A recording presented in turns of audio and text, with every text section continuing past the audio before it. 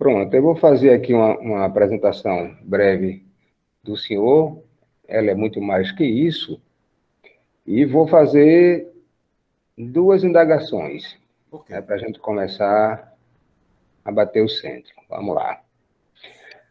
Urariano Mota é escritor e jornalista, é um autêntico combatente contra a tirania e sempre lutando em defesa da democracia, né? E nesse viés também da efetiva cidadania. É autor de obras como O Dicionário Amoroso do Recife, Soledade no Recife, O Filho Renegado de Deus e A Mais Longa Duração da Juventude. Esse eu não tenho, compadre. Tem os outros. É também articulista de alguns sites da blogosfera alternativa, né? Alternativa à mídia corporativa. Caro compadre Urariano, se me permite, eu gostaria de jogar na mesa aqui duas indagações, tá certo? Primeiro, falar de um fazer literário que se torna clássico estaria relacionado à ideia de que esse dito clássico, de qualquer que seja a época de sua produção, espelha os valores de seu tempo e transcende, ultrapassa o momento em que foi produzido, tornando-se universal? Primeira indagação. Segunda, teriam esses clássicos, por assim dizer, como é que eu digo? É um poder de transmitir valores humanos e a capacidade inesgotável de nos transformar enquanto leitores? São apenas essas duas indagações para a gente começar aí, né, ouvir o Senhor. Muito bem, compadre. Primeiro do que tudo, a minha saudação ao grande mestre que você é, certo? Mestre que conhece a língua portuguesa e conhece a língua portuguesa valorizando a literatura. Esse é o melhor mestre que pode haver. Eu lembro dos meus mestres no Colégio Público Alfredo Freire, entende? Em que um deles, o professor Arlindo Albuquerque, que eu ponho como um dos homenageados do Dicionário Amoroso do Recife, entende? Era um homem amante profundo da literatura e dos prazeres da boa mesa também. Pois bem, ele morreu não de literatura, mas de tanto comer comida folclórica. Ele adorava. Era. A segunda coisa que tem é a seguinte: respondendo à sua primeira pergunta, de que os clássicos, se eles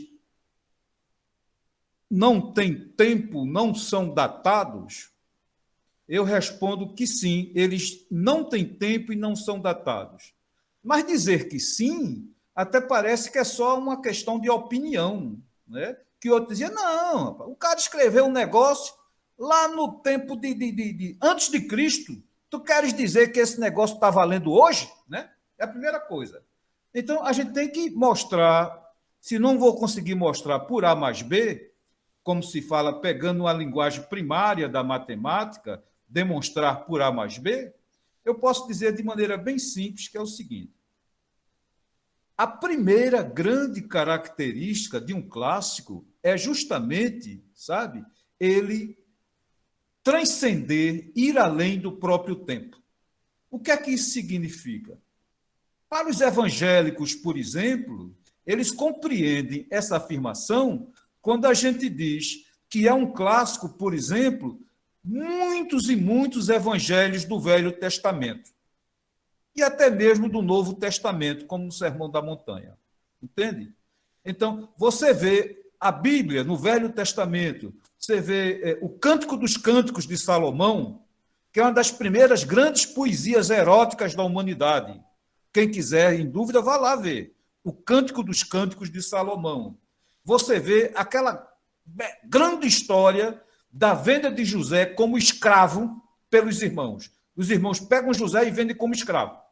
Depois, no período da fome, vão bater nas portas do Egito e quem atende? Quem é que cuida deles? É o antigo irmão mais novo que foi vendido como escravo, hoje é príncipe e faz de conta que não conhece eles. E ajuda. É uma parábola belíssima, entendeu? Tanto que o escritor Thomas Mann, no século XX, transformou essa história de José em grandes romances. Pois bem, mas quem não é evangélico tem mais para ver de clássicos que não têm data. Então você pega, por exemplo, os gregos, que vêm antes de Cristo. Ora, os gregos não só foram grandes na matemática e na filosofia, eles foram imensos. Às vezes eu penso até se não maiores, sabe? Na tragédia grega, nos teatros. Então, por exemplo, você pega a peça Édipo Rei. Édipo Rei é uma peça tão atual, sabe? Que Freud, no século XX, transformou isso numa categoria psicológica, psiquiátrica, chamada o complexo de Édipo. O que é o complexo de Édipo? É aquele amor que todo filho tem pela mãe. Mas não é um amor puro, não. Porque fenômenos puros não existem. Já dizia um grande filósofo alemão chamado Hegel. Não existem fenômenos puros. Aquele grande amor que o filho tem pela mãe também tem um conteúdo sexual. Entende? Então, isso foi usado por Freud, quando fala em complexo de Édipo. E o que é Édipo Rei? É a história de um homem, de um príncipe, de um rei, que se casa com a própria mãe. Mas ele se casa com a própria mãe sem saber que era a mãe dele. Entende? Ele antes matou o pai sem saber que era o pai dele e depois se casa com a mãe. Quando ele vem a saber que estava cumprindo, sabe, um vaticínio que tinha sido dado no momento do seu nascimento, entendeu? Ele vai, mata a mãe e fura os próprios olhos. Ele fura os próprios olhos para nunca mais ver mulher nenhuma na vida dele. Isso é uma tragédia. E como tragédia, o que é que a tragédia faz? A tragédia ela faz o seguinte, ela é a revolta do homem contra o seu destino. Então, aquele destino que é dado, que vai acontecer, o homem se rebela, se revolta contra aquilo. E aí gera o que se chama a tragédia. Então, você vê em Édipo Rei, você vê em Electra, que deu também um complexo, entendeu? Então, o que é que acontece? Essas peças, quando são reencenadas, ou quando você lê os textos deles, você diz, rapaz, isso está acontecendo hoje. E qual é o segredo, como diria um matuto, qual é o truque? Qual é o truque? O grande truque é o seguinte, é que os clássicos falam do humano, falam da humanidade, falam do mais profundo do humano. E como ele fala como mais profundo do humano, te atinge em outro país, em outra época, em outra data. É por isso que até hoje, para mim, o maior romance já escrito é o Dom Quixote, de Cervantes. É o maior que já houve, entendeu? E, no entanto, Cervantes é contemporâneo de Shakespeare, outro clássico, entendeu? Então, na Inglaterra, por exemplo, Shakespeare é tido, ele rivaliza com a Bíblia. Os ingleses praticamente têm um pensamento do teatrólogo, do genial teatrólogo, para qualquer situação. Entende? Então, esses clássicos não têm tempo, não têm época, porque eles são eternos. Eles falam da humanidade do seu tempo e fazem mais do que a Rádio Jornal do Comércio. A Rádio Jornal do Comércio, nos anos 50, ela dizia Pernambuco falando para o mundo. Os clássicos fazem mais do que isso. Falam para o mundo de todas as épocas. Muito bem. Esta é a primeira resposta que eu dou ao amigo e mestre Diógenes. Agora, o compadre fez outra. Por favor, me recorde. A segunda pergunta sua. Qual foi? Ô, compadre, a segunda foi o seguinte. Eu perguntei se esses clássicos, né, teriam um poder de transmitir valores humanos e a capacidade inesgotável de nos transformar. Eu acho que o senhor já respondeu, não é? Nesse introito, respondeu a segunda pergunta. Isso. Ok. Eu respondi e acrescento só mais uma coisa. Quando você fala na capacidade de transformar. Saibam vocês o seguinte, que ninguém nasce feito. Ninguém nasce pronto. Entende? Não tem esse negócio do cara dizer, eu nasci como é que dizia aquela música de Gabriela na voz de Caymmi, que Caymmi compôs? Eu nasci assim, eu fiquei assim, eu sou assim. Não é assim. Não é assim. Ninguém nasce pronto. A gente todo homem é produto do seu tempo, da sua vida, da sua história, do seu país, da sua cidade. Todo homem é produto disso. Então é o seguinte, mas ele recebe transformações. E uma das transformações que ocorrem na vida de um homem são as leituras que ele faz. Leituras fundamentais, essenciais, que mudam a sua capacidade, que abrem a sua cabeça. Por quê? Todos nós nascemos profundamente machistas, preconceituosos, sabe? Mesquinhos, tá entendendo? E, no entanto, é a leitura que nos faz pular essas limitações que herdamos do nosso meio.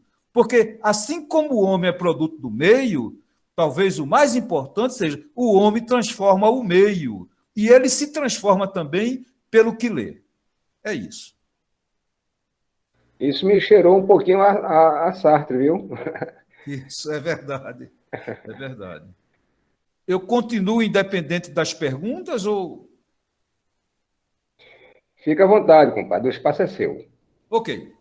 Então, eu preciso antes definir, ou melhor, se não definir, tentar definir o que é um clássico. O que diabo é um clássico?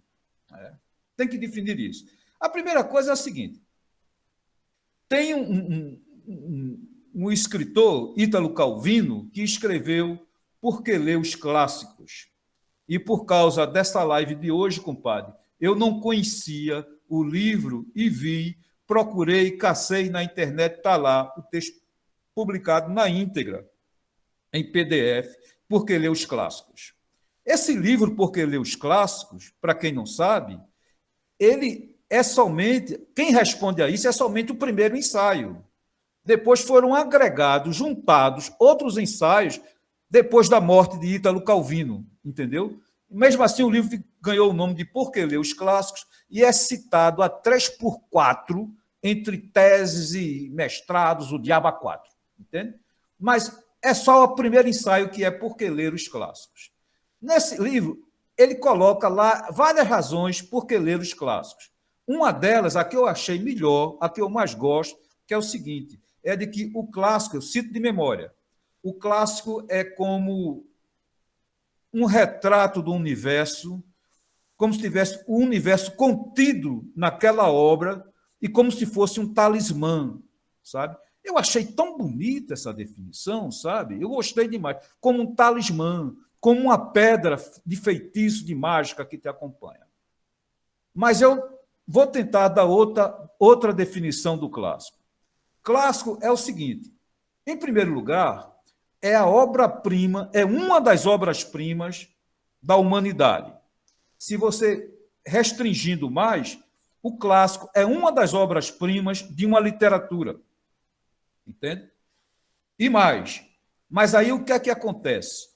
As pessoas pensam que o clássico, normalmente, é como estivesse no passado. Como se o presente não gerasse clássicos. Entende? É como muita gente pensa que escritor bom é escritor morto. Eu espero não ser bom tão cedo, viu? Apesar de estar a caminho dos 7-1. Entende? Então, é o seguinte, pensa que o escritor bom é o escritor morto, assim como pensam que o clássico é aquele escritor que já morreu. Isso não é verdade. Existe agora mesmo, neste presente, sabe, escritores, sabe, que são muito bons, que ainda não são tidos como clássicos, mas já cheiram a clássico. Já cheiram a clássico. Um deles, eu vou logo dizer para vocês, é o José Carlos Rui, que faleceu há pouco e vai ser lançado agora em outubro, e eu recomendo para vocês, o Dicionário dos Personagens de Machado de Assis. Olha o gênio desse homem. Ele fez um dicionário somente dos personagens de Machado de Assis. Isso não existia ainda na língua portuguesa. O que existe, existem pelo menos 2 dicionários de Machado de Assis que não são dicionários dos personagens. E mais, quem é clássico hoje e não faleceu? Eu posso adiantar alguns. Por exemplo, o grande humorista Luiz Fernando Veríssimo. esse cara, ele seguramente, em muitos, já é um clássico, e ele vai permanecer, seguramente, porque ele diz que tem um ditado popular, galhofeiro, que diz que o filho só puxa o pai quando o pai é cego. Por aqui, papai, por aqui, papai. Mas esse cara, o seguinte, ele não desonra, sabe, a linhagem, a descendência, entendeu? Luiz Fernando Veríssimo é um deles. Vou citar um outro clássico. Vivos, clássicos vivos, vivíssimos, Zibulino. Caetano Veloso, Chico Buarque, nas composições, estão entendendo? Caetano Veloso, Chico Buarque, Gilberto Gil, são clássicos.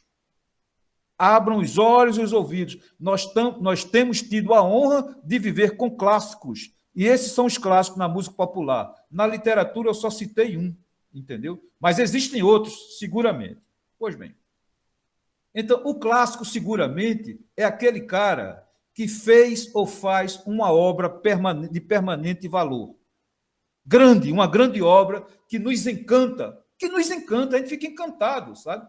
Até lembrando o Talismã, é uma pedra que nos encanta a obra dele, entendeu? Então, é o seguinte, são clássicos.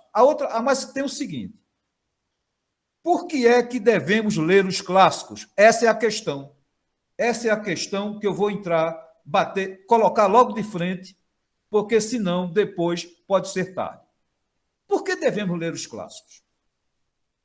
A primeira resposta que tem é a seguinte, é porque, primeiro, nós somos menores, seremos menores como pessoas se não conhecermos pelo menos alguns clássicos.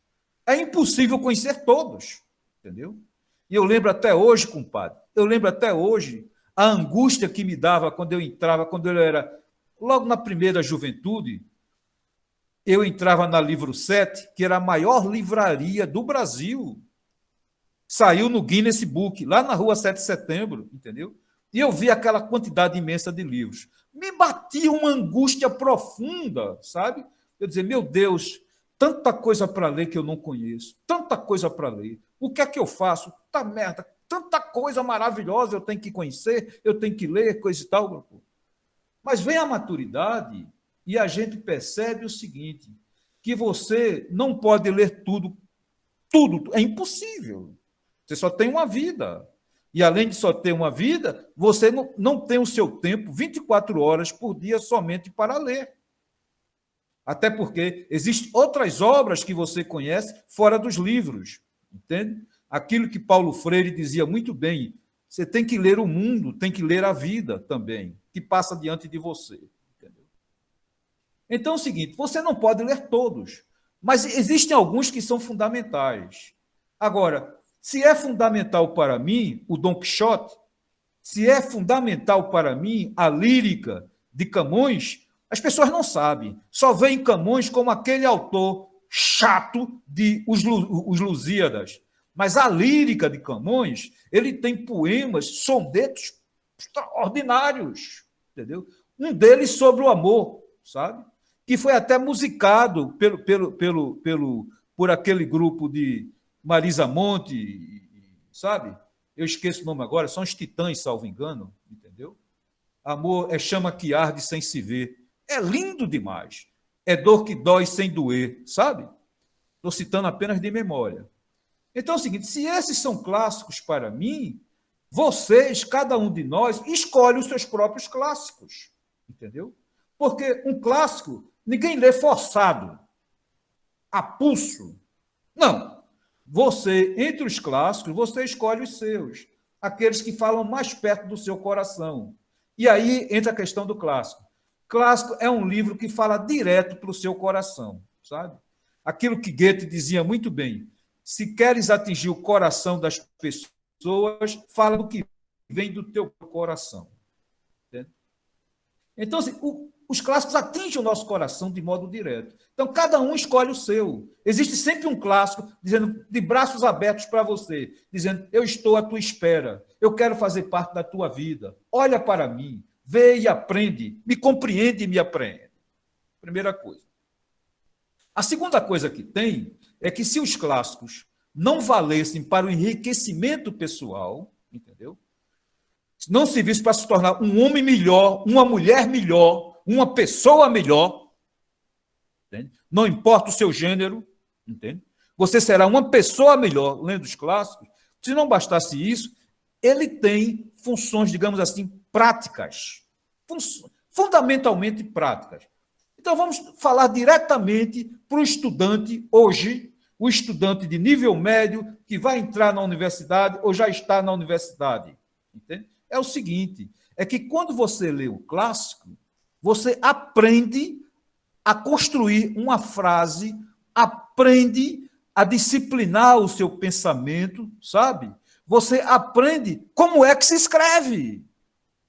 As pessoas não sabem, ou pelo menos esquecem, o seguinte, que você aprende também por imitação. Aliás, dizem até que só aprende por imitação. Por quê? Nós falamos essa língua por quê? Nós falamos essa língua porque desde crianças ouvimos esta língua. E por imitação a gente fala. É por isso que os surdos mudam, os surdos terminam sendo mudos, porque eles não ouvem. Se não ouvem, ele tem o aparelho fonador. Eles têm, mas não ouvem. Como vão falar? Então, acontece o seguinte, a gente aprende por imitação. Entendeu? Toda escola, você vai aprender pintura, vai aprender desenho, dos exercícios é você ficar copiando quadros clássicos.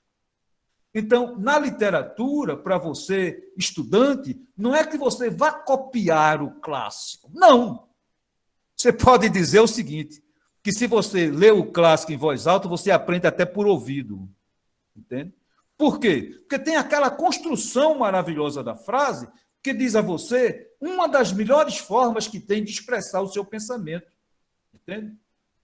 Você vê Machado de Assis, por exemplo, talvez o nosso maior clássico brasileiro. Entende? Você vê Machado de Assis e ele tem frases, sabe? Ele tem frases que botam você para pensar 2 ou 3 vezes. Entende? Por exemplo, quando ele diz, nas Memórias Póstumas de Brás Cubas, eu estou citando de memória, viu? Citando de memória. Quando ele diz o seguinte, sobre um amor dele que foi mal sucedido, que ele teve com a chamada garota de programa da época dele. Ele diz, amei Marcela durante 3 meses e 5.000 contos de réis. Disse tudo. Falou sobre o caráter dela e falou sobre o caráter da relação dele. Acabaram-se 5.000 contos de réis, acabou o amor. O amor foi-se embora. Entende? Uma outra de Machado, quando ele diz o seguinte, que veja que frase ele diz. Tão importante quanto saber fazer é fazer saber. Vocês observam? Ele troca a posição de 2 verbos e muda o sentido inteiro. Isso quer dizer, tão importante quanto saber fazer, ou seja, você ter a ciência, ter a técnica, ter o talento de saber fazer uma coisa, tão importante quanto isso é fazer saber, ou seja, divulgar o que você sabe. Porque se você sabe e não divulga, as pessoas não vão conhecer o produto da sua obra, entendeu? E todo escritor quer ser lido. Então, tão importante quanto ser bom escritor é fazer saber às pessoas que ele escreve, que tem aquela obra. Entende?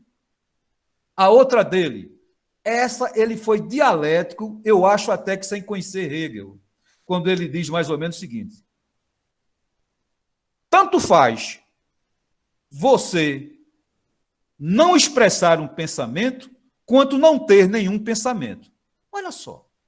Olha só, se você tem um pensamento e não expressa esse pensamento, é a mesma coisa que não ter pensamento. Entende? Então é o seguinte, é a dialética que faz isso seguinte, você pensa, você melhor pensa quando você expressa. É quando você age, a expressão do pensamento é uma das ações por escrito do pensamento, talvez a ação máxima do pensamento é expressar o que pensa, entende? Isso é dialético. Então é o seguinte, você quando ler um clássico, seguramente, você está aprendendo como se escreve. Não é que você vai imitar Machado de Assis. Não é que você vai imitar o outro grande clássico, Graciliano Ramos. Não é que você vai imitar a prosa maravilhosa que tem o poeta Manuel Bandeira, em um livro que eu recomendo, Itinerário de Pasárgada, onde ele explica como foi o aprendizado poético dele. Entende? Quer dizer, não é que você vai imitá-los, mas você vai ficar esperto. Vai saber o seguinte, porra, que coisa linda, que coisa maravilhosa, que coisa extraordinária, certo?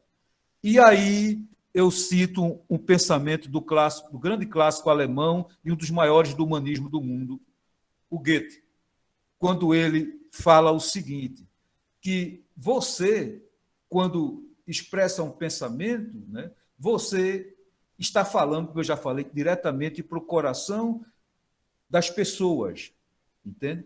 Porque quando você se expressa, você vai além, se você expressa, você pensa, você reflete sobre o que escreve e tudo mais. E aí é o seguinte, você aprende com a expressão do outro.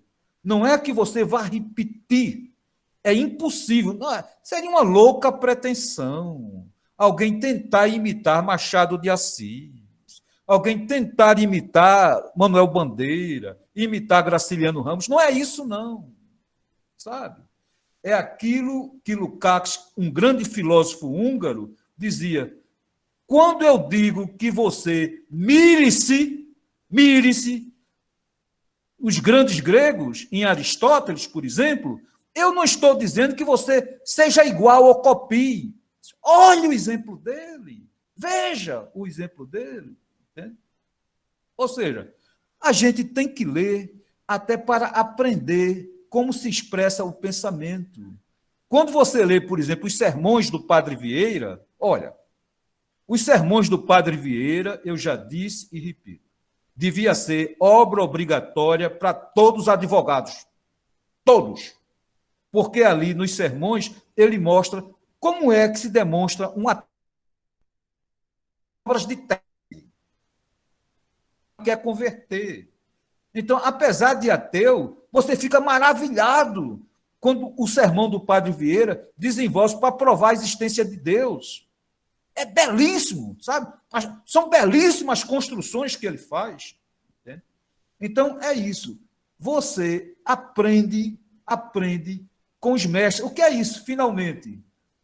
Você aprende com os mestres. E quem aprende com os mestres pode até ser mau aluno, mas alguma coisa fica, alguma coisa vai adiante. Entende? Então, você lê os clássicos, leia Machado, leia Manuel Bandeira, leia Graciliano Ramos, leia Lima Barreto, entende? Que são clássicos, entendeu? E você ganha com isso o quê? Para expressar melhor o seu pensamento. E o que é que você ganha com expressar melhor o seu pensamento? Vocês me desculpem, porque a gente é obrigado a ouvir tudo, até esse tipo de pergunta, entendeu? Então, esse tipo de pergunta eu respondo o seguinte: você quer mandar uma mensagem para sua namorada, meu amigo? Que tal você conhecer como é um soneto de Camões sobre o amor? Que versos lindos você pode utilizar até para amolecer o coração de quem você quer. Entende? Você quer contestar uma coisa injusta que houve contra você e você tem que responder? Você pode perfeitamente se espelhar, por exemplo, naquelas construções de tese do Padre Vieira, dos sermões. Entende? E se você, por exemplo, é um evangélico e vai pregar, eu conto para vocês uma coisa que aconteceu comigo no ônibus.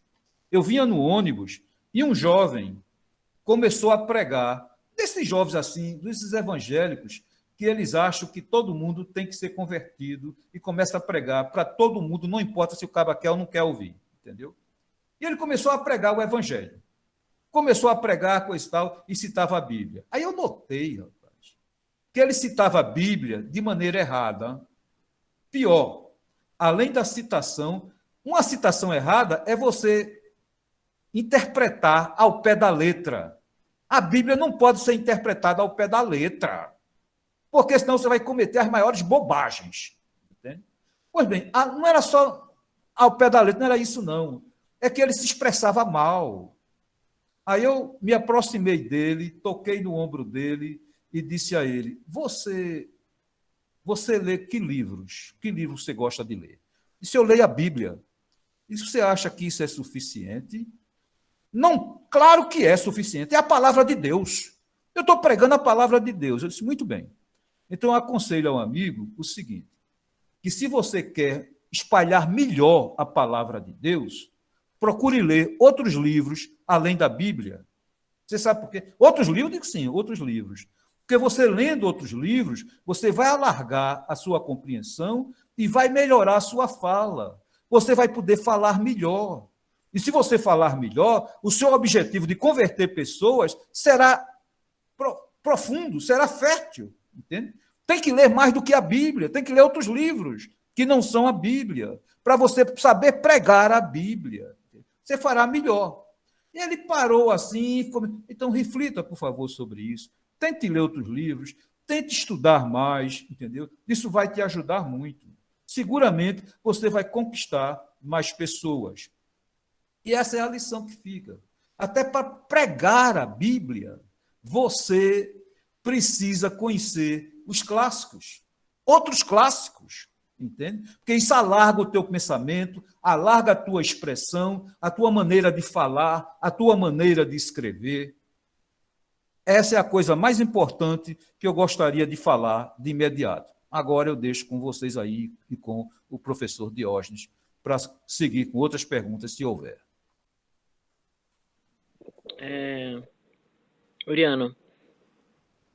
Urariano. Isso, obrigado. No caso, a literatura, no caso, os clássicos da literatura, eles sempre estão ligados a romances ou eles estão espalhados por todos os gêneros? Luan, se eu entendi a sua pergunta foi no sentido seguinte: se a literatura está ligada somente aos romances, é isso? Sim. Pois não. No caso, os clássicos da literatura, os clássicos em si, eles estão sempre ligados a romances ou eles estão espalhados entre outros gêneros? Ah, sim, agora eu compreendi melhor. Obrigado. Repare só, eles estão ligados não somente ao romance, eles estão ligados a outros gêneros, por exemplo, ao teatro. Eu mencionei aqui, eu não citei, mas eu mencionei, tem uma diferença entre citar e mencionar, não é? Eu mencionei aqui, só citei um pouco de memória, um dos versos de Camões. Eu mencionei aqui o teatro, mencionei o teatro grego, e mencionei também, entre os clássicos, sabe, a poesia de Manuel Bandeira. E note que também eu mencionei Shakespeare, mas Shakespeare também é um grande poeta, ele tem sonetos maravilhosos, entende? Tem um verso dele que é lindo demais e profundo, quando ele diz que existe uma fina lâmina que separa a dor do prazer. Olha que coisa! A fina lâmina que separa a dor do prazer, sabe? Aquela coisa que nós conhecemos depois por experiência, que o prazer sem medidas, ele se transforma em dor mais adiante, entende? O exemplo mais claro é o seguinte: como é bom, sabe, você tomar uma dose de uísque, uma lapadinha de cana, uma cerveja. Mas se você abusa disso, você vai sentir dor. Será doloroso, percebe? Então é o seguinte: os clássicos estão ligados não só ao romance, como também ao teatro, à poesia, aos ensaios, entendeu? Às críticas, entende? O próprio Machado de Assis, além de ter sido poeta, no meu entender, mau poeta, entende? Ele foi fundamentalmente romancista e contista, e para mim, ele, no conto, é superior ao romance, é uma opinião pessoal, entende? Ele também escreveu críticas, ensaios de críticas. Por exemplo, ele tem um ensaio que é um farol iluminando hoje, até hoje, chamado Instinto de Nacionalidade, em que ele mostra o seguinte, que você, para ser brasileiro, não precisa escrever sobre temas brasileiros, entende? Era aquela época em que havia o indianismo, sabe? Em que Zé de Alencar fazia o Guarani, não sei o que, coisa e tal. Mas isso não quer dizer que você, para ser brasileiro, precisa escrever sobre os índios. Se escrever, tanto melhor. Mas saiba escrever. Entendeu? Ele diz que o conteúdo de nacionalidade vem de um certo instinto que você tem do seu povo e da sua nação. Mas é tão bonito isso, sabe, rapaz? Quando ele fala, por exemplo, que no teatro inglês existe Romeu e Julieta. Romeu e Julieta não se passa na Inglaterra, se passa na Itália. Mas nada mais inglês, percebem? Então é o seguinte, o Machado foi romancista, extraordinário contista, na minha opinião, um dos maiores contistas de todo o mundo, entendeu? Ele rivaliza com Tchekov, rivaliza com Maupassant, entende? E ensaísta e poeta também. O Manuel Bandeira foi poeta e foi também prosador, como eu falei, itinerário de Pasárgada. Então, o clássico, ele não obedece distinção de gêneros. Ele acontece em todo e qualquer gênero. E tem uma frase extraordinária de outro clássico, Leão Tolstói, quando ele diz o seguinte, que o grande romance, a grande obra, ultrapassa as normas, ultrapassa as regras do seu gênero. Entende? Porque é o seguinte, assim como na vida, a gente faz distinção de gênero por uma questão de método, entende? Mas assim como na vida, sabe, tudo é misturado. A obra toda da humanidade é mistura, é fruto da mistura. E os gêneros também são misturados, entende? Você encontra poesia no romance. E você encontra narração, que seria uma característica do romance, em muita poesia. Entende? Um cara como Charles Baudelaire.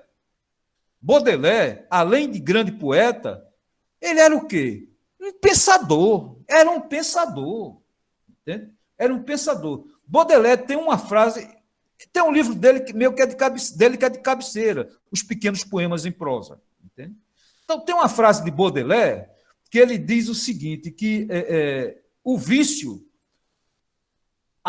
o maior mal que o vício comete a uma pessoa é quebrar a sua vontade. E um homem sem vontade não é um homem. Rapaz, isso é tão bonito e é tão sério, sabe? A gente sabe por experiência que um viciado, a primeira coisa que ele perde é a vontade. Ele fica sem vontade de domínio, ele não tem domínio. E isso é uma coisa monstruosa, entendeu? O homem perder a vontade, ele fica abaixo da humanidade. O homem tem que ter vontade. Tem que agir pela vontade. Mas se tem uma coisa que quebra essa vontade, é o vício. Isso está no pensamento de Baudelaire, que era bom prosador, sabe, grande poeta. Eu não sei se respondi a sua pergunta, Luan. Estou aqui à vontade. Por favor. Respondeu, obrigado. Obrigado a você. Eita, respondi agora como paulista. Obrigado a você. Mas tudo bem. Ô, professor, senhor Urariano, Isso. o senhor prefere os clássicos da antiguidade ou os clássicos da contemporaneidade? O Matheus, não, e quem perguntar agora, não tem nenhum problema de errar o meu nome, porque esse meu nome é esquisito demais, viu? É de um jeito, Matheus, que eu escrevo um texto e o texto é reproduzido na íntegra, mas as pessoas dizem, um texto de uraniano. Eu disse, eu não sou de Urano. Apesar de ser muito esquisito, eu não vim de Urano. Entende? Pois bem, é muito comum. Então eu pergunto a você, os clássicos, normalmente, eles vêm antes de nós. Normalmente. Mas aquilo que eu falei a você, os clássicos também existem neste presente, no Brasil de hoje. Entende? Então, é o seguinte, é possível perfeitamente... A grande questão é a seguinte, é que nos clássicos que vêm antes de nós, antes da nossa geração, quer dizer, da minha geração, da sua, eu quero dizer, acontece que eles vêm precedidos, eles vêm fortalecidos pela tradição crítica que diz, este é um clássico, este é um clássico, este é um clássico, este é um clássico, entende? E nos presentes, não. As pessoas ainda não têm um distanciamento necessário para saber se aquela coisa fica ou não fica. Então, eu acho, sinceramente, que a gente tem que ter o espírito aberto e os olhos bem acesos para notar a excelência que se faz hoje. É difícil a gente ter esse distanciamento, É por isso que hoje é mais fácil você descobrir os clássicos na música popular brasileira. Entende? Você não pode, por exemplo, ouvir uma canção de Chico como Meu Amor, sabe? E não dizer, isso é um clássico. Você não pode, sabe, ouvir uma canção de Caetano, né? Como, até mesmo como Alegria, Alegria, e tem outros textos sobre, sobre o tempo, e não dizer, isso é um clássico, porque é uma obra-prima. Você não pode ouvir Tom Jobim, sabe, e ouvi-lo em algumas das canções, uma das muitas canções dele, maravilhosas, e não dizer, isso é um clássico, entende? Por quê? Porque é o grau de excelência. Então, o primeiro grau que você tem do que é um clássico hoje é você ficar arrebatado, encantado pelo grau da excelência do que você lê ou conhece. Mas como a sua opinião isolada não vale, aliás, a opinião de ninguém isolada vale, a gente, todo homem sozinho é menos que nada. O homem só é homem em conjunto, com todos os homens e mulheres, todos e todas, entendeu? A gente sozinho não é nada, não é nada, nada, nada vezes nada, entende? Então, você pode, a partir do seu gosto pessoal, você conversar com outras pessoas, pessoas que você respeita, pelo grau de sensibilidade, pelo grau de informação, pelo grau de cultura, e saber se para essas pessoas, isso para elas também é... O que é que elas acham disso? E aí você vai começar a ter a percepção de que neste presente estão ocorrendo clássicos também. Agora, você não pode perder de vista, sabe, a excelência que a humanidade te deu por herança. Vou lhe dar um exemplo concreto de clássico, bem claro de clássico. Quase que eu me atrapalho agora, viu? Bem claro de clássico. O dicionário. As pessoas não notam que um dicionário é um clássico. Por quê? Porque o dicionário pega o acumulado do conhecimento da língua transformado em verbetes, em palavras, na definição das palavras. Às vezes, até define mal. Mas você precisa ser muito amadurecido em leituras e vivência para notar uma falha na definição. Mas o dicionário é um clássico e nós temos que ler o dicionário todos os dias. Como dizia muito bem o clássico Graciliano Ramos, ele lia dicionários como quem lê um romance. Entende? Ele lia dicionários. Repare bem, agora há pouco está sendo muito divulgado na televisão sobre a questão da vacina, que a vacina tem que ser dada também às puerpérias. Porra, o repórter e o apresentador falam isso como se fosse a coisa mais comum do mundo, puerpéria. Que diabo é isso? Você vai no dicionário para ver. Puerpéria é a mulher que deu à luz recentemente, sabe? Não é a grávida, é a que já, usar uma palavra meio feia, mas é obrigado, pariu ou deu à luz recentemente. Essa é a puerpéria, entende? Então, você, quando lê os dicionários, você aprende. Agora, você tem que ler o dicionário, ver a palavra e praticar a palavra com outras pessoas, porque senão você esquece, sabe? Senão você esquece. Aquilo que não se usa, esquece. Então, você tem. Então, existem clássicos, o legado da humanidade, que é bom você conhecer. Escolha um clássico para você chamar de seu. Escolha um clássico, só um. Leia com atenção e converse com outras pessoas. Né? Leia um conto de Machado de Assis, entre os grandes contos dele, sabe? Eu menciono Noite de Almirante, eu menciono Uns Braços, eu menciono Missa de Galo. Entende? Repara só, ali está um Machado de Assis profundamente erótico. E a tradição quer extrair isso de Machado como se ele fosse um anjinho beato, um anjinho de igreja. Uns Braços é uma aula de erotismo, sabe? Porque se refere a um tempo em que a mulher descobrir os braços era uma coisa, sabe, que dava um frisson, sabe, impressionante, entende?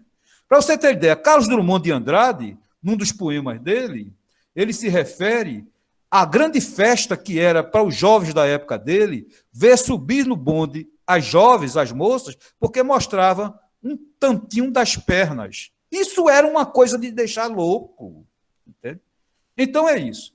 Você não pode perder o legado da humanidade de maneira nenhuma, mas escolha um para chamar de seu. É isso. Estou à disposição para alguma coisa a mais. Ô, professor, outra pergunta. Sim, As líricas, esses clássicos de sim. antigamente, tipo Camões, que falam mais sobre, são voltados mais para o amor. Hum. O senhor concorda com a visão deles? Primeira coisa que tem é o seguinte, Mateus. Eu peço, por favor, a compreensão de vocês para não usarem a expressão, a frase clássico de antigamente. Porque clássico não tem idade. Clássico é presente, clássico é permanente. Entende? Então é o seguinte, quando ele fala do amor, se concordo, pelo amor de Deus. Pelo amor de Deus. O que ele fala sobre o amor é divino. Eu vou procurar aqui para citar literalmente, eu vou procurar aqui, viu? Só um pouquinho para ver Ok. sobre o amor. Vê só. Amor é fogo que arde sem se ver. É ferida que dói e não se sente.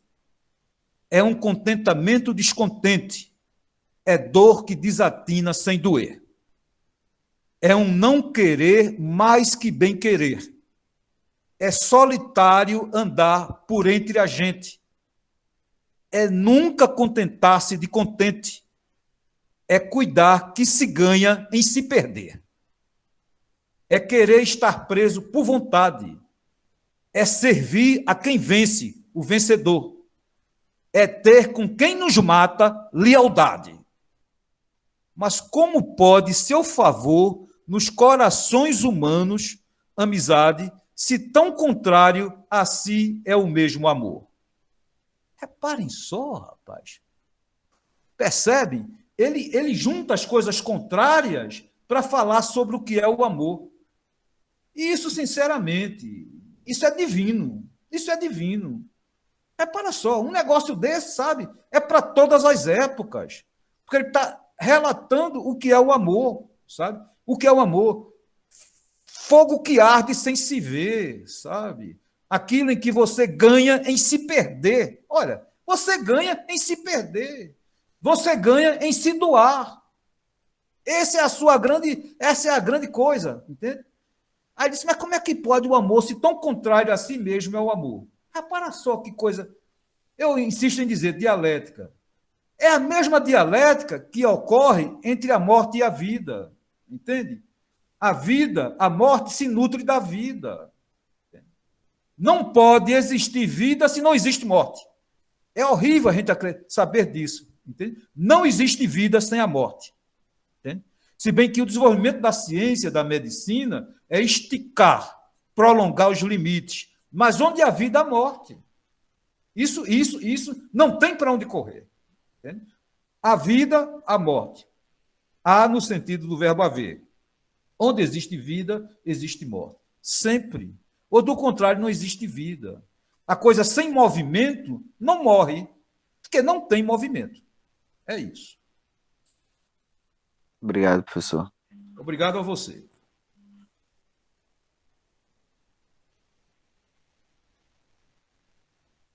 Quem manda mais? Se eu souber, eu respondo. Se eu não souber, eu fico quieto.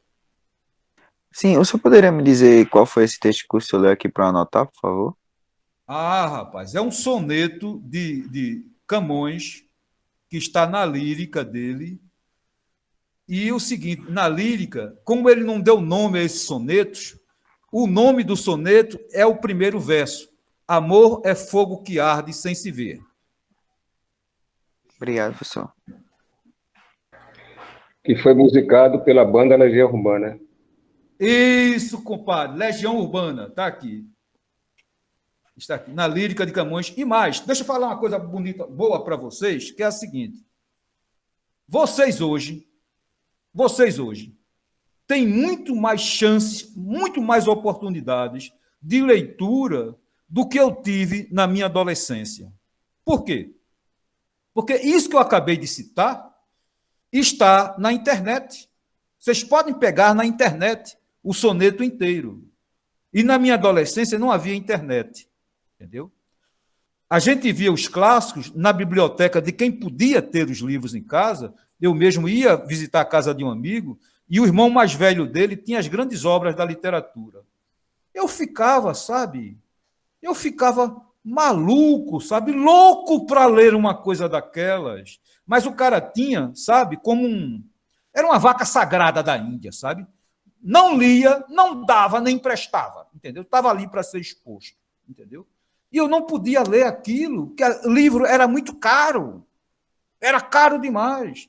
Então, os estudantes pobres, eu lia como? Ia na biblioteca, pegava emprestado, entendeu? Então, é o seguinte, vocês hoje têm acesso à internet que isso a gente não possuía na época.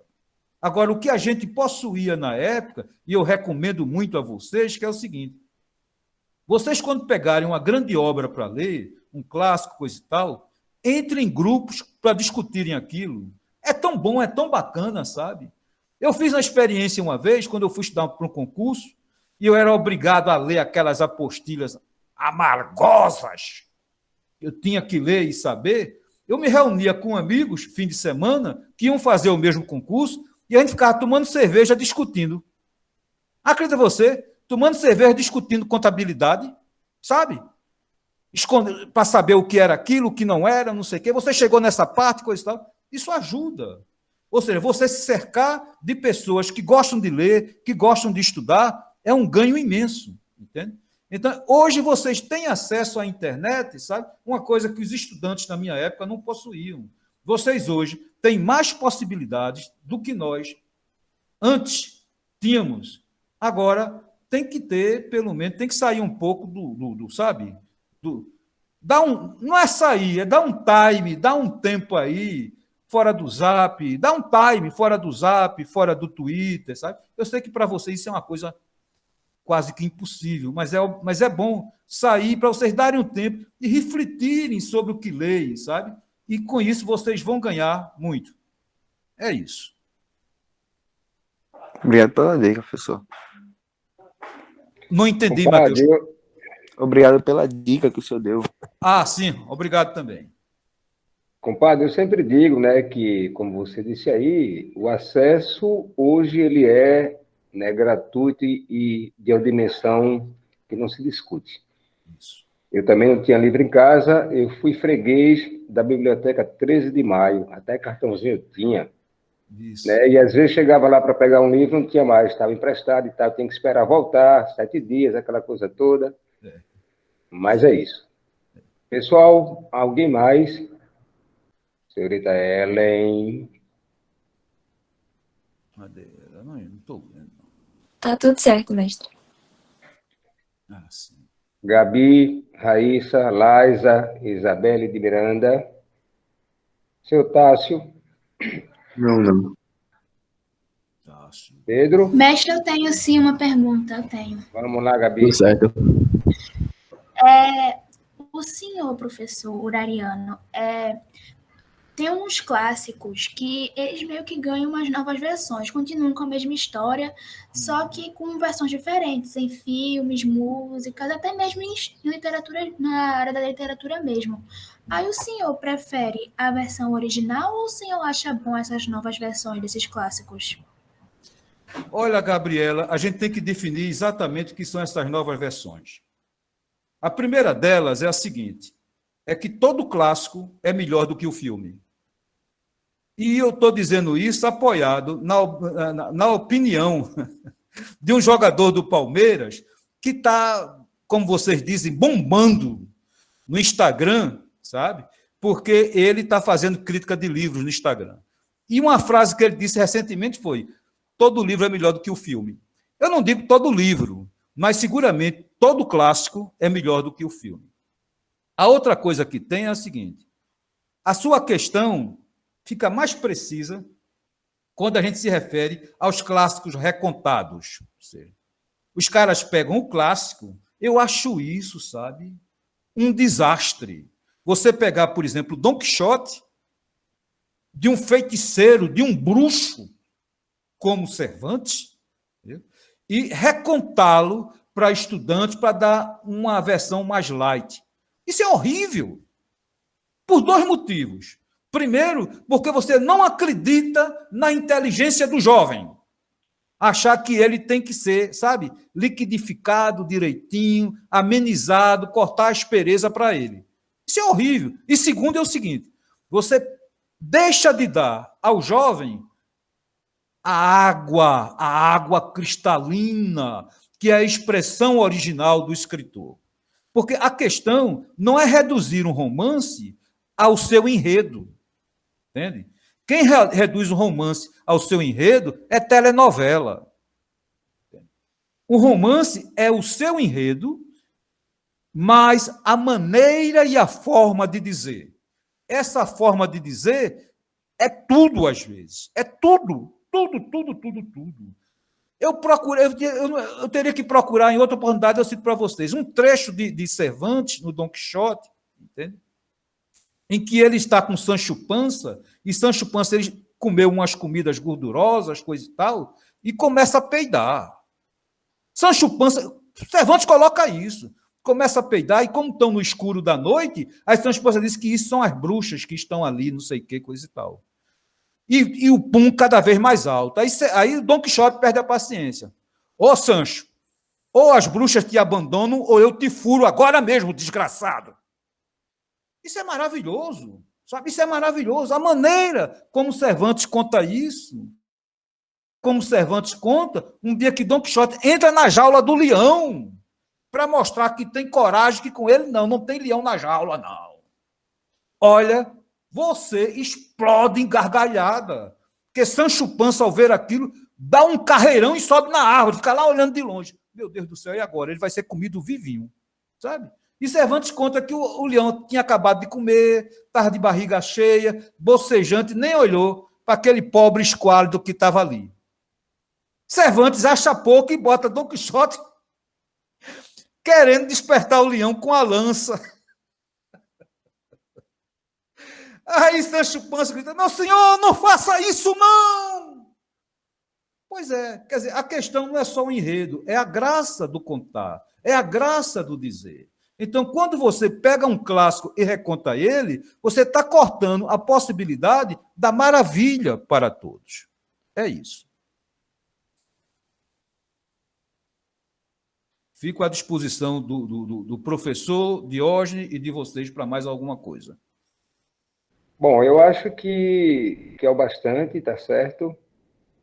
Essa excelência que é o senhor, com suas colocações e visão mesmo da literatura, do que é clássico, da necessidade, né, de tê-los, não na cabeceira, né, mas no coração, porque a gente está buscando sempre. Isso. Eu só tenho que agradecer, compadre, a sua presença, né, para que a gente fomente o repertório sociocultural desses jovens. A questão de buscar a leitura é fundamental. Não se vive hoje, né, e nem se vivia antes, sem ler, né? Isso. Mas é isso, eu quero agradecer profundamente, nós do curso agradecemos a sua presença, a sua disponibilidade, né? Hoje é um sábado, a essa hora, e nós agradecemos profundamente a sua presença. Eu que mais agradeço, professor Diógenes, a oportunidade que tive até para arrumar as minhas ideias sobre coisas que eu gosto tanto e eu espero ter sido útil aos seus propósitos e ao propósito dos alunos. E aguardo o vídeo mais tarde. Sim, senhor. Deixa comigo, eu edito à noite, já passo lá no canal oficial do curso para o senhor, né, divulgar, tá certo? Está certo assim. Grande abraço, bom sábado, bom final de semana. O compadre também. Vamos Muito nós. obrigado.